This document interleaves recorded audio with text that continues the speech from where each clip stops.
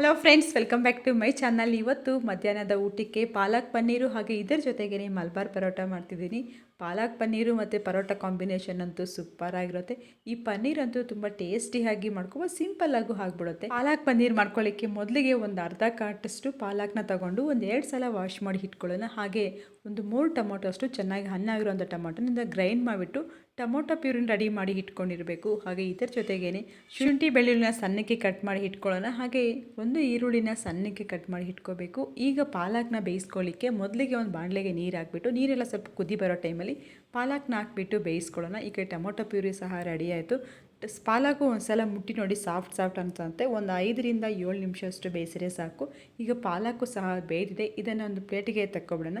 ಅದು ಪೂರ್ತಿ ತಣ್ಣಗಾದ್ಮೇಲೆ ಇದನ್ನು ಒಂದು ಮಿಕ್ಸಿ ಜಾರ್ಗೆ ಹಾಕೊಂಡ್ಬಿಟ್ಟು ಪಾಲಕ್ ಜೊತೆಗೇನೆ ಸ್ವಲ್ಪ ಕೊತ್ತಂಬರಿ ಹಾಗೆ ಖಾರಕ್ಕೆ ತಕ್ಕಂತೆ ಹಸಿಮೆಣಸಿನ್ಕಾಯಿ ಸೇರಿಸ್ಕೊಂಡು ಇದನ್ನು ಪೇಸ್ಟ್ ರೆಡಿ ಮಾಡಿ ಇಟ್ಕೊಳ್ಳೋಣ. ಈಗ ಪಾಲಕ್ ಗ್ರೇವಿ ಹೇಗೆ ಮಾಡೋದು ಅಂತ ನೋಡ್ಕೊಳ್ಳೋಣ. ಹಾಗೆ ಪನ್ನೀರು ಇವತ್ತು ನಾನು ಹೊರಗಡೆ ತಂದಿಲ್ಲ, ಮನೆಯಲ್ಲೇ ಮಾಡಿದಂಥ ಪನ್ನೀರ್ನೇ ಯೂಸ್ ಮಾಡ್ತಿದ್ದೀನಿ. ಈಗ ಒಂದು ಬಾಣಲೆಗೆ 7ರಿಂದ 8 ಸ್ಪೂನಷ್ಟು ಆಯಿಲು ಹಾಗೆ ಒಂದು 2 ಸ್ಪೂನಷ್ಟು ಬಟರ್ನ ಸೇರಿಸ್ಕೊಂಡು ಇದರ ಜೊತೆಗೇ ಪಲಾವ್ ಎಲೆ, ಚಕ್ಕೆ ಲವಂಗ ಸೇರಿಸ್ಕೊಂಡು ಹಾಗೆ ಸಣ್ಣಕ್ಕೆ ಕಟ್ ಮಾಡಿದಂಥ ಬೆಳ್ಳುಳ್ಳಿ ಮತ್ತು ಶುಂಠಿನ ಅದನ್ನು ಸೇರಿಸ್ಕೊಂಡು ಫ್ರೈ ಮಾಡ್ಕೋಬೇಕು. ಆಮೇಲೆ ಇದರ ಜೊತೆಗೇ ಸಣ್ಣಕ್ಕೆ ಕಟ್ ಮಾಡಿದಂಥ ಈರುಳ್ಳಿ ಐತಲ್ಲ ಅದನ್ನು ಸೇರಿಸ್ಕೊಂಡು, ಈರುಳ್ಳಿ ಎಷ್ಟು ಸಣ್ಣ ಆದರೆ ಅಷ್ಟು ಸಣ್ಣ ಕಟ್ ಮಾಡ್ಕೊಳ್ಳಿ. ತುಂಬ ಫೈನ್ ಚಾಪಿಂಗ್ ಮಾಡಿ, ಈರುಳ್ಳಿ ತುಂಬ ಸಾಫ್ಟಾಗಿ ಆಗಿಬಿಡುತ್ತೆ ಬೇಗ. ಈರುಳ್ಳಿ ಎಲ್ಲ ಫ್ರೈ ಆದಮೇಲೆ ನಾವು ಮೊದಲೇ ಟೊಮೊಟೊ ಪ್ಯೂರಿ ರೆಡಿ ಮಾಡಿಟ್ಕೊಂಡು ಇಟ್ಕೊಳ್ಳೋಲ್ಲ ಅದನ್ನು ಸೇರಿಸ್ಕೊಂಡು ಚೆನ್ನಾಗಿ ಕುದಿ ಬರೋವರೆಗೂ ಚೆನ್ನಾಗಿ ಫ್ರೈ ಮಾಡ್ಕೊಳ್ಳೋಣ. ಆಮೇಲೆ ಇದಕ್ಕೆ ಸ್ವಲ್ಪ ಜೀರಿಗೆ ಪೌಡರ್ 1 ಸ್ಪೂನಷ್ಟು ಹಾಕಿಬಿಟ್ಟು ಈಗ ಕಳಿಸ್ಕೊಳ್ಳೋಣ. ಹಾಗೆ ಇದರ ಜೊತೆಗೇ ಸ್ವಲ್ಪ ಖಾರದ ಪುಡಿನೂ ಸೇರಿಸ್ಕೊಳ್ಳಿ. ನಿಮಗೇನಾದ್ರು ಹಸಿಮೆಣ್ಸಿನ್ಕಾಯಿ ಸ್ವಲ್ಪ ಕಮ್ಮಿ ಹಾಕಿದರೆ ಸ್ವಲ್ಪ ಖಾರದ ಪುಡಿ ಸೇರಿಸ್ಕೊಂಡು 1 ಸ್ಪೂನಷ್ಟು ಧನಿಯಾ ಪುಡಿನ ಹಾಕ್ಕೊಂಬಿಟ್ಟು ಚೆನ್ನಾಗಿ ಕಲಿಸ್ಕೊಳ್ಳೋಣ. ಹಾಗೆ ಇದರ ಜೊತೆಗೆ ರುಚಿಗೆ ತಕ್ಕಷ್ಟು ಉಪ್ಪನ್ನ ಸಹ ಸೇರಿಸ್ಕೊಳ್ಳೋಣ. ಆ ಟೊಮೊಟೊ ಹಸಿ ವಾಸನೆ ಎಲ್ಲ ಹೋಗೋವರೆಗೂ ಚೆನ್ನಾಗಿ ಫ್ರೈ ಮಾಡ್ಕೋಬೇಕು. ಟೊಮೊಟೊ ಎಲ್ಲ ಹೇಗೆ ಫ್ರೈ ಹಾಕಂದ್ರೆ ಆಯಿಲ್ ಎಲ್ಲ ಸಪ್ರೇಟ್ ಆಗೋವರೆಗೂ ಅಲ್ಲಿವರೆಗೂ ಚೆನ್ನಾಗಿ ಫ್ರೈ ಮಾಡ್ಕೋಬೇಕು. ಈಗ ನಾವು ಪಾಲಕ್ನ ಪೇಸ್ಟ್ ಮಾಡಿ ಇಟ್ಕೊಂಡಿದ್ವಲ್ಲ ಆ ಪಾಲಕು ಸಹ ಪೇಸ್ಟ್ ಹಾಕಿಬಿಟ್ಟು ಚೆನ್ನಾಗಿ ಕುದಿ ಬರಬೇಕಿದು. ಹಾಗೆ ನೀವು ಇನ್ನೊಂದ್ಸಲ ಚೆಕ್ ಮಾಡ್ಕೊಳ್ಳಿ ಉಪ್ಪು ಖಾರ ಎಲ್ಲ ಹೊಂದ್ಕೊಂಡಿದೆಯಾ ಅಂತ. ನಿಮಗೇನಾದ್ರು ಈ ಸ್ಟೇಜಲ್ಲಿ ಉಪ್ಪು ಖಾರ ಕಮ್ಮಿ ಅನಿಸಿದ್ರೆ ಸ್ವಲ್ಪ ಚಿಲ್ಲಿ ಪೌಡರ್ ಮತ್ತು ಸ್ವಲ್ಪ ಸಾಲ್ಟ್ ಆ್ಯಡ್ ಮಾಡ್ಕೊಳ್ಳಿ. ಇದು ಒಂದು 5 ನಿಮಿಷ ಚೆನ್ನಾಗಿ ಕುದಿ ಬರೋ ಟೈಮಲ್ಲಿ ಗ್ರೇವಿ ಎಲ್ಲ ಸ್ವಲ್ಪ ಗಟ್ಟಿಯಾಗಿರುತ್ತಲ್ಲ ಅಂಥ ಟೈಮಲ್ಲಿ ಪನ್ನೀರನ್ನ ಆ್ಯಡ್ ಮಾಡಿಕೊಂಡು ಚೆನ್ನಾಗಿ ಕಲಿಸ್ಕೊಂಡ್ಬಿಟ್ಟು ಪನ್ನೀರ್ ಹಾಕಿದ ಮೇಲೆ 3ರಿಂದ 4 ನಿಮಿಷ ಕುದಿ ಬಂದರೆ ಸಾಕು. ಪನ್ನೀರು ಪರ್ಫೆಕ್ಟಾಗಿ ಆಗಿರುತ್ತೆ. ಪಾಲಕ್ ಪನ್ನೀರು ಸಹ ರೆಡಿ ಆಯಿತು. ಈ ಪನ್ನೀರನ್ನ ನಾನು ಮನೆಯಲ್ಲೇ ಮಾಡ್ಕೊಂಡಿದ್ದೆ. ನಿಮಗೆ ಯಾವ ಥರ ಮನೆಯಲ್ಲೇ ಹೋಮ್ ಮೇಡ್ ಪನ್ನೀರ್ ಬೇಕು ಅಂತಂದರೆ ಒಂದು ಸಲ ಕಮೆಂಟ್ ಮಾಡಿ, ಆ ರೆಸಿಪಿನೂ ಒಂದು ಸಲ ತೋರಿಸ್ತೀನಿ. ಹಾಗೆ ಕೊನೆಗೆ ಸ್ಟವ್ ಆಫ್ ಮಾಡ್ಕೊಂಡ್ಬಿಟ್ಟು 1 ಸ್ಪೂನಷ್ಟು ಗರಂ ಮಸಾಲ ಸೇರಿಸ್ಕೊಂಡ್ರೆ ಪಾಲಕ್ ಪನ್ನೀರು ಸಹ ರೆಡಿಯಾಗುತ್ತೆ. ಇದು ಸೈಡ್ಗಿರಲಿ. ಇನ್ನೊಂದು ಕಡೆ ಮಲ್ಬಾರ್ ಪರೋಟ ಮಾಡ್ಕೊಳ್ಳಿಕ್ಕೆ ಒಂದು ಬೌಲ್ಗೆ 1 ಕಪ್ಪಷ್ಟು ನಿಮಗೆ ಎಷ್ಟು ಕ್ವಾಂಟಿಟಿ ಮಾಡ್ತಿದ್ದೀರಾ ಅಂತ ನೋಡಿಕೊಂಡು ಅಷ್ಟು ಮೈದಾ ಹಿಟ್ಟನ್ನ ಹಾಕ್ಕೊಳ್ಳಿ. ಅದಕ್ಕೆ 1 ಸ್ಪೂನಷ್ಟು ಸಕ್ಕರೆ ಹಾಗೆ ಒಂದು 2 ಸ್ಪೂನಷ್ಟು ಆಯಿಲ್ನ ಸೇರಿಸ್ಬಿಟ್ಟು ಎಲ್ಲ ಒಂದು ಸಲ ಚೆನ್ನಾಗಿ ಹೊಂದ್ಕೊಳ್ಳೋ ರೀತಿ ಕಳಿಸ್ಕೊಳ್ಳಿ. ಈಗ ಸ್ವಲ್ಪ ನೀರನ್ನ ಆ್ಯಡ್ ಮಾಡ್ಕೊಂಡು ಹಿಟ್ಟನ್ನ ಚೆನ್ನಾಗಿ ಸಾಫ್ಟಾಗಿ ಕಳಿಸ್ಕೋಬೇಕು. ಯಾವ ರೀತಿ ಅಂತ ನಾವು ಒಬ್ಬಟ್ಟಿಗೆಲ್ಲ ಸಾಫ್ಟಾಗಿ ಯಾವ ರೀತಿ ಕಳಿಸ್ತೀವಿ ಆ ರೀತಿ ಸಾಫ್ಟಾಗಿ ಕಳಿಸ್ಕೊತಾ ಬರಬೇಕು. ಸ್ವಲ್ಪ ನೀರು ಆ್ಯಡ್ ಮಾಡಿಕೊಂಡು ಚೆನ್ನಾಗಿ ನಾದ್ಕೋಬೇಕು ಹಿಟ್ಟನ್ನ ಕೈಯಲ್ಲೇ. ನೀವು ನೋಡ್ತಿರ್ಬೋದು ಯಾವ ರೀತಿ ಕಳಿಸ್ಕೊಂಡಿದೆ ಎಷ್ಟು ಸಾಫ್ಟಾಗಿದೆ ಅಂತ. ಈಗ ಇನ್ನೊಂದು ಸಲ ಮತ್ತೆ ಒಂದು ಆಯಿಲ್ ಸ್ವಲ್ಪ ಆ್ಯಡ್ ಮಾಡಿಕೊಂಡು ಹಿಟ್ಟನ್ನ ಚೆನ್ನಾಗಿ ಪ್ರೆಸ್ ಮಾಡಿಕೊಂಡು ಕಳಿಸ್ಕೊಳ್ಳಿ. ನೀವು ನೋಡ್ತಿರ್ಬೋದು ಎಷ್ಟು ಸಾಫ್ಟಾಗಿದೆ ಅಂತ ಹಿಟ್ಟು. ಸೊ ಈ ಥರ ನಾವಿದ್ರೆ ಅದು ಸ್ವಲ್ಪ ಅಂಟಿರುತ್ತೆ, ಆ ಥರ ಮಾಡ್ಕೋಬೇಕು. ಈಗ ಕೊನೆಗೆ ಹಿಟ್ಟೆಲ್ಲ ಕಳಿಸಿದ್ದಾದಮೇಲೆ ಒಂದು 2 ಸ್ಪೂನಷ್ಟು ತುಪ್ಪ ಹಾಕಿಬಿಟ್ಟು ಚೆನ್ನಾಗಿ ಆ ಹಿಟ್ಟಿಗೆ ಸವರ್ಬಿಟ್ಟು ಇನ್ನೊಂದು ಸಲ ಹಿಟ್ಟನ್ನ ನಾದ್ಕೊಂಡು ಈಗ ಮುಚ್ಚಳ ಹಾಕಿಬಿಟ್ಟು ಒಂದು 10 ನಿಮಿಷ ಸೈಡ್ ಇಟ್ಕೊಬಿಡೋಣ. ಈ ಥರ 10 ನಿಮಿಷ ಸೈಡ್ ಇಟ್ಕೊಂಡ್ರೆ ಹಿಟ್ಟು ಚೆನ್ನಾಗಿ ನೆಂದಿರುತ್ತೆ, ಪರೋಟನೂ ಚೆನ್ನಾಗಿ ಬರುತ್ತೆ.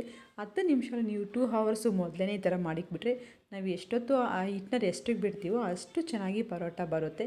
ಈಗ ಅದೇ ಹಿಟ್ಟನ್ನ ತಗೊಂಡು ಒಂದು ಚೆನ್ನಾಗಿ ಕ್ಲೀನೆಲ್ಲ ಮಾಡಿಕೊಂಡು ಈ ಟಾಪ್ ಕೌಂಟರ್ ಮೇಲೆ ನಾವು ಎಲ್ಲಿ ಪರೋಟ ಮಾಡ್ತೀವಿ ಅಂತಿರುತ್ತಲ್ಲ ಅದ್ರ ಮೇಲೇ ಚೆನ್ನಾಗಿ ಹಿಟ್ಟನ್ನ ನಾದ್ಕೋಬೇಕು. ನಾನು ತೋರಿಸೋವಂಥ ಪ್ರೋಸೆಸ್ಸಲ್ಲೇ ಮಾಡಿ. ಕೈಯಲ್ಲಿ ಹಿಟ್ಟು ಎಷ್ಟು ಚೆನ್ನಾಗಿ ನಾದರೆ ಅಷ್ಟು ಚೆನ್ನಾಗಿ ಪರೋಟ ಸಾಫ್ಟಾಗಿ ಬರುತ್ತೆ, ಅಷ್ಟು ಲೇಯರ್ ಆಗೂ ಬರುತ್ತೆ. ಈಗ ನಾವು ಎಷ್ಟು ಸೈಜಲ್ಲಿ ನಮಗೆ ಪರೋಟ ಬೇಕು ಅಂತ ನೋಡಿಕೊಂಡು ಅಷ್ಟು ಸೈಜಲ್ಲಿ ಎಲ್ಲ ಉಂಡೆಗಳನ್ನ ಮಾಡಿಟ್ಕೊಬಿಡೋಣ. ಹಾಗೆ ಇದಕ್ಕೆ ಉಂಡೆ ಮಾಡಿದ್ಮೇಲೆ ಸ್ವಲ್ಪ ಆಯಿಲ್ನ ಸವರ್ಬಿಟ್ಟು ಇಟ್ಬಿಡಿ. ಈ ಪರೋಟ ಎಲ್ಲ ಬರೀ ಆಯಿಲಲ್ಲೇ ಮಾಡಬೇಕು. ಇದಕ್ಕೆ ಯಾವುದೇ ರೀತಿ ಒಣ ಪೌಡ್ರನ್ನ ಯೂಸ್ ಮಾಡೋಂಗಿಲ್ಲ. ಈಗ ಇದಕ್ಕೆ ಮತ್ತೆ ಒಂದು ಸಲ ಆಯಿಲ್ನ ಸವರ್ಬಿಟ್ಟು ನಾವು ಲಟ್ಟಣಿಕೆ ಇರುತ್ತಲ್ಲ ಆ ಲಟ್ಟಣಿಕೆಗೂ ಇನ್ನೊಂದು ಸಲ ಆಯಿಲ್ನ ಸವರ್ಬಿಟ್ಟು ಈಗ ನಾವು ಮಾಡ್ಕೊಳ್ಳೋಣ ಪರೋಟ. ನೀವು ನೋಡ್ತಿರ್ಬೋದು ಹಿಟ್ಟು ಯಾವ ಥರ ಇದೆ ಅಂತ. ಈಗ ಒಂದು ಸಲ ಎಲ್ಲನೂ ಮಡಚ್ಕೊಂಡು ಮತ್ತು ಇನ್ನೊಂದು ಸಲ ಅದೇ ಥರನೇ ಹೊಸ್ದುಕೋಬೇಕು. ನಮಗೆ ಎಷ್ಟು ಆಗುತ್ತೆ ತುಂಬ ತೆಳುವಾಗಿ ಹೊಸ್ದುಬಿಡಬೇಕು ಫಸ್ಟ್ ಲೇಯರು. ಈಗ ಮತ್ತೆ ಇನ್ನೊಂದು ಸಲ ಲಟ್ಟಣಿಕೆಗೆ ಅದೇ ರೀತಿ ನಿಮಗೇನಾದ್ರು ಹಿಟ್ಟಿನಾರು ಲಟ್ಟಣಿಕೆಗೆ ಅಣಿಸ್ಕೊತಿದ್ರೆ ಇನ್ನೊಂದು ಸಲ ಲಟ್ಟಣಿಕೆಗೆ ಆಯಿಲ್ ಹಾಕೋದು ಮತ್ತು ಸೇಮ್ ಅದೇ ಥರ ಹೊಸ್ದುಕೊಳ್ಳೋದು. ಎಷ್ಟು ತೆಳುವಾಗುತ್ತೋ ಅಷ್ಟು ತೆಳುವಾಗಿ ಹೊಸ್ದುಬಿಟ್ಟು ಈಗ ಒಂದು ಚಾಕುವಿನ ಸಹಾಯದಿಂದ ಎಲ್ಲ ಲೇಯರ್ ಮಾಡಿಬಿಡಿ. ನಿಮಗೆ ಎಷ್ಟು ಯಾವ ಥರ ಈಸಿ ಅನಿಸಿದ್ರೆ ಅಷ್ಟು ಲೇಯರ್ನ ಮಾಡಿಬಿಟ್ಟು ಈಗ ಅದನ್ನು ಒಂದು ಕಡೆಯಿಂದ ನೀಟಾಗಿ ಫೋಲ್ಡ್ ಮಾಡಿಕೊಂಡು ಬಂದು ಸೇಮ್ ಮತ್ತೆ ಒಂದು ಸಲ ಪ್ರೆಸ್ ಮಾಡೋದು. ಈಗ ನಾನು ಅದನ್ನು ರೌಂಡ್ಗೆ ಒಂದು ಉಂಡೆ ಥರ ಮಾಡೋದು. ಈ ಥರ ತೋರಿಸಿದ್ನಲ್ಲ ಸೇಮ್ ಇದೇ ಥರ ಮಾಡಿಬಿಟ್ಟು ಈಗ ಅದಕ್ಕೆ ಎಣ್ಣೆನ ಅಪ್ಲೈ ಮಾಡಿಬಿಟ್ಟು ಇಟ್ಬಿಡೋಣ. ಹಾಗೆ ಉಳಿದಂಥ ಎಲ್ಲ ಹಿಟ್ಟನ್ನ ಇದೇ ಥರನೇ ಮಾಡಿಕೊಂಡು ಇಟ್ಕೊಳ್ಳೋಣ. ಈಗ ಇನ್ನೊಂದು ಪರೋಟನ ಅದೇ ರೀತಿ ತೋರಿಸ್ತೀನಿ. ಈಗ ಮತ್ತೆ ಸೇಮ್ ಆಯಿಲ್ ಅಪ್ಲೈ ಮಾಡೋದು ಹಿಟ್ಟಿಗೆ. ಲಟ್ಟಣಿಕೆಗೂ ಆಯಿಲ್ ಅಪ್ಲೈ ಮಾಡಬೇಕು, ನಮ್ಮ ಕೈಗೂ ಆಯಿಲ್ ಅಪ್ಲೈ ಇರಬೇಕು. ಸೊ ನಾವು ಹಿಟ್ಟು ಎಷ್ಟು ಸಾಫ್ಟಾಗಿ ಕಳಿಸ್ಕೊಂಡ್ರೆ ನಮಗೆ ಪರೋಟ ಅಷ್ಟು ಲೇಯರಾಗಿ ಬರುತ್ತೆ. ಈಗ ಸೇಮ್ ಅದೇ ರೀತಿ ತೆಳುವಾಗಿ ಒಸೆದ್ಕೋಬೇಕು. ನಮ್ಗೆ ಎಷ್ಟು ಒಸೆಯೋಕ್ಕೆ ಕಂಫರ್ಟ್ ಅನಿಸುತ್ತೋ ಅಷ್ಟು ಒಸೆದ್ಕೊಂಡು ಎಷ್ಟು ಸಣ್ಣದಾಗಿ ಕಟ್ ಮಾಡಿದ್ರೆ ಲೇಯರ್ಲಾಗಿ ಅಷ್ಟು ಬರುತ್ತೆ, ಅಷ್ಟು ಪರೋಟ ಲೇಯರಾಗೆ ಬರುತ್ತೆ.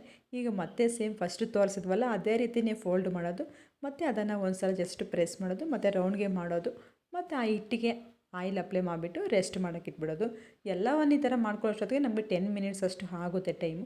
10 ಮಿನಿಟ್ಸ್ಗೆಲ್ಲ ಆಗಿರುತ್ತೆ. ಈಗ ಎಲ್ಲನೂ ಫೋಲ್ಡ್ ಮಾಡಿ ಇಕ್ಕಿದ್ದೀವಲ್ಲ ಅದನ್ನೇ ಈಗ ಒಸ್ಕೊಳ್ಳೋಣ. ಜಸ್ಟ್ ಇದನ್ನು ನಾವು ಫಸ್ಟ್ದು ತುಂಬ ತೆಳುವಾಗಿ ಒಸಿದ್ವಲ್ಲ ಆ ರೀತಿ ಅಲ್ಲ, ಇದು ಸ್ವಲ್ಪ ನಿಧಾನಕ್ಕೆ ನಮಗೆ ಯಾವ ಶೇಪಲ್ಲಿ ಬೇಕು ಅಂತಂದರೆ ರೌಂಡ್ಗೆ ಇಲ್ಲ ಸ್ಕ್ವಯರ್ಗೆ ಯಾವ ರೀತಿ ಆದರೂ ಮಾಡ್ಬೋದು. ಬಟ್ ಪರೋಟ ಆದಮೇಲೆ ರೌಂಡ್ಗೆ ಇರುತ್ತೆ ಅಲ್ವಾ, ಇದು ನಿಧಾನಕ್ಕೆ ಸ್ವಲ್ಪ ದಪ್ಪಕ್ಕೆ ಹೊಸ್ದುಕೋಬೇಕು.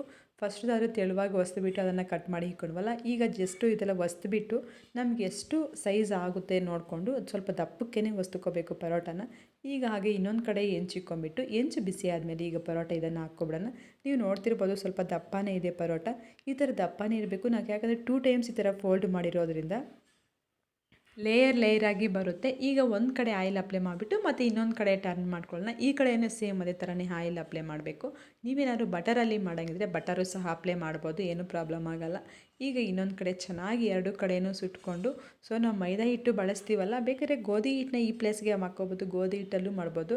ಬಟ್ ಇಲ್ಲ ಅಂದರೆ ಗೋಧಿ ಹಿಟ್ಟು ಅರ್ಧ ಮೈದಾ ಹಿಟ್ಟು ಅರ್ಧ ಎರಡನ್ನೂ ಅರ್ಧ ತೊಗೊಂಡು ಹಾಗೂ ಮಾಡ್ಬೋದು. ತುಂಬಾ ಚೆನ್ನಾಗಿ ಬರುತ್ತೆ ಪರೋಟ. ಗೋಧಿ ಹಿಟ್ಟಲ್ಲಂತೂ ನಮ್ಮ ಹೆಲ್ತಿಗೆ ತುಂಬಾ ಒಳ್ಳೆಯದು. ಈಗ 2 ಕಡೆಯೂ ಇದೇ ರೀತಿ ಸುಟ್ಕೊಂಡ್ಬಿಟ್ಟು ಈಗ ಅದನ್ನು ಒಂದು ಕೌಂಟರ್ ಟಾಪ್ ಮೇಲೆ ಹಾಕ್ಕೊಂಬಿಟ್ಟು ಇಲ್ಲ ಒಂದು ಪ್ಲೇಟ್ ಮೇಲೆ ನಿಮಗೆ ಎಲ್ಲಿ ಕಂಫರ್ಟ್ ಅನಿಸಿದ್ರೆ ಅಲ್ಲಿ ಹಾಕ್ಕೊಂಬಿಟ್ಟು ಸೇಮ್ 2 ಕೈಯಿಂದ ಚೆನ್ನಾಗಿ ಪ್ರೆಸ್ ಮಾಡಿಕೊಂಡ್ರೆ ಈ ಥರ ಹೊಡಿಬೇಕು. ಸ್ವಲ್ಪ ಜೋರಾಗಿ ಬಿಸಿ ಬಿಸಿ ಇದ್ದಾಗೆ ಹೊಡಿಬೇಕು. ನೀವೇ ನೋಡ್ತಿರ್ಬೋದು ಲೇಯರ್ಲಾಗಿ ಬಂದಿದೆ ಎಷ್ಟು ಸಾಫ್ಟ್ ಆಗಿದೆ ಅಂತ. ಈಗ ಎಲ್ಲ ಪರೋಟನ ಇದೇ ರೀತಿ ಮಾಡಿಕೊಂಡು ಈಗ ಇದನ್ನು ಸರ್ವ್ ಮಾಡ್ಕೊಳ್ಳೋಣ.